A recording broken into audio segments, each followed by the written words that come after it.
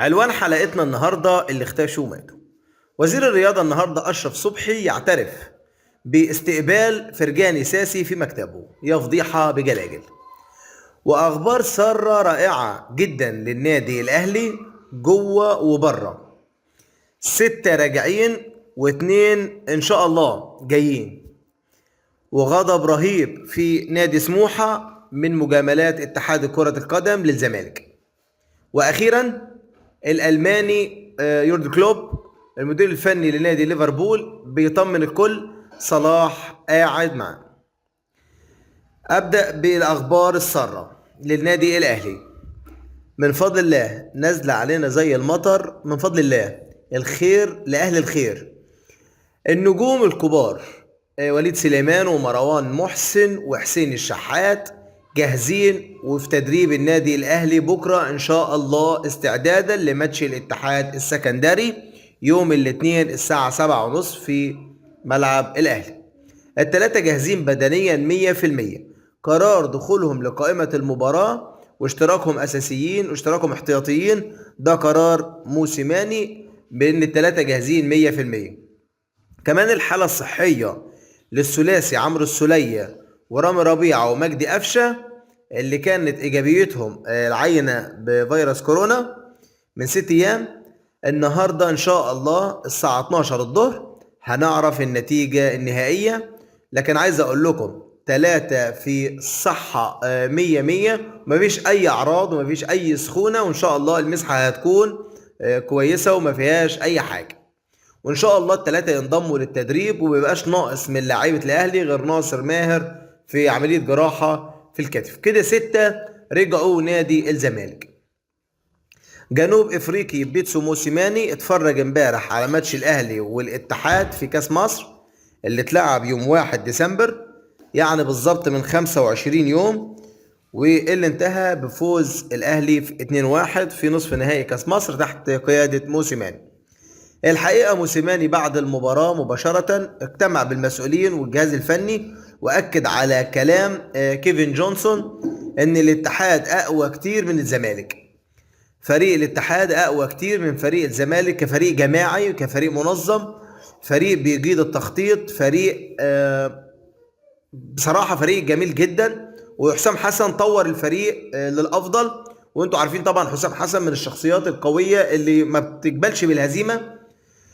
طيب النادي الاهلي بيجهز فلوسه دلوقتي حاليا، الفلوس موجوده وفي حساب النادي الاهلي ليخلص صفقه الارجواني جاستون سيرينيو.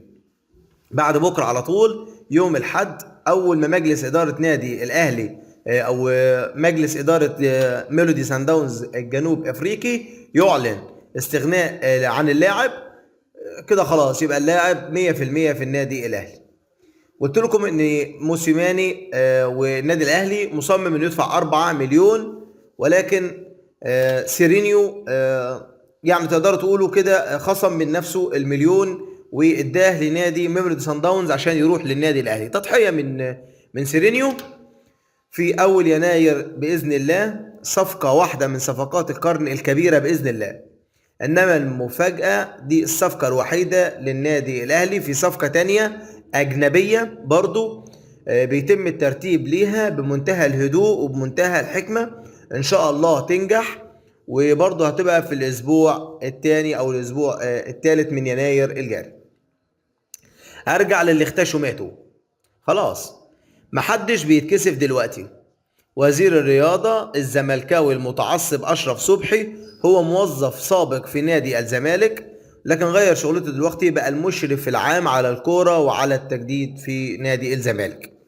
أشرف صبحي اعترف ولا أي حاجة، قال اعتراف رسمي إن أنا قابلت فرجاني ساسي واستقبلته في مكتبي في الوزارة عشان يطمنوا إن الزمالك هيدفع له المبلغ بتاعه. طب حد قال إن فرجاني ساسي هيقفل مع نادي الزمالك؟ طارق يقول لك ان هو طلب يقابلني وانا قلت اهلا وسهلا وكده، يعني يجي الزمالك مش هيقفل. حد لسه بعد ده كله عنده اي شك ان الزمالك هو نادي وزارة الرياضة، الراعي الرسمي لوزارة الرياضة؟ كلكم عارفين طبعا ومطمنين ومتأكدين ان اتحاد الكورة هو اتحاد الزمالك برضه، والراعي الرسمي لنادي الزمالك. امبارح لما الوزير يعترف عيني عينك على الهوا مباشرة وفي التلفزيون ويقول اني قابلت فرجاني ساسي في مكتبي في الوزارة وهو في أزمة عدم التجديد في نادي الزمالك، لكن الوزير اعترف ان جبل فرجاني، لكن ما اعترفش ان هو فوض فرجاني لنادي الزمالك، ووعده انه يديله فلوسه علشان يجدد لنادي الزمالك. هتجيب له فلوسه منين يا سيادة الوزير؟ هتجيب له فلوسه منين؟ من فلوس الغلابة ولا من فلوس الضرايب ولا من فلوس العلاج ولا من فلوس مين؟ ساسي عايز 3.5 مليون يورو عشان يجدد. 3.5 مليون يورو يعني بنتكلم ودخل على 70 مليون جنيه مصري. هتجيب منين 70 مليون جنيه يا سيادة الوزير والزمالك ما عندوش 5 قروش في خزنته؟ هتجيب منين انت؟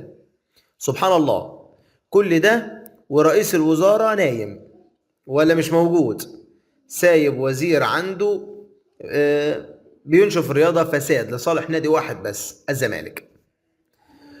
مرتضى منصور عمره ما كان هيعمل الفساد الرهيب ده. بكده اكون وصلت معاكم لنهاية الفيديو. ما تنسوش اعملوا لنا لايك للفيديو، اشتركوا في القناة، فعلوا جرس الاشعارات، والى اللقاء في فيديو اخر.